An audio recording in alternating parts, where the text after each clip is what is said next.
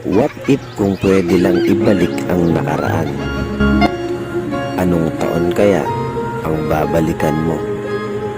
Ito ang Rizal Park noong 2016.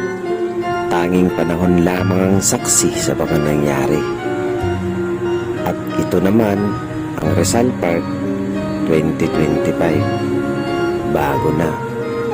Marami ng kaganapan at tanging alaala na lang ang naiwan. Ikaw, ano ang kwentong Rizal Park mo? Just comment down below. Sobrang bilis ng panahon, no? Nandito na ngayon yung bagong monumento ni Dr. Jose Rizal. Dati nandun siya, nakalagay. Yan.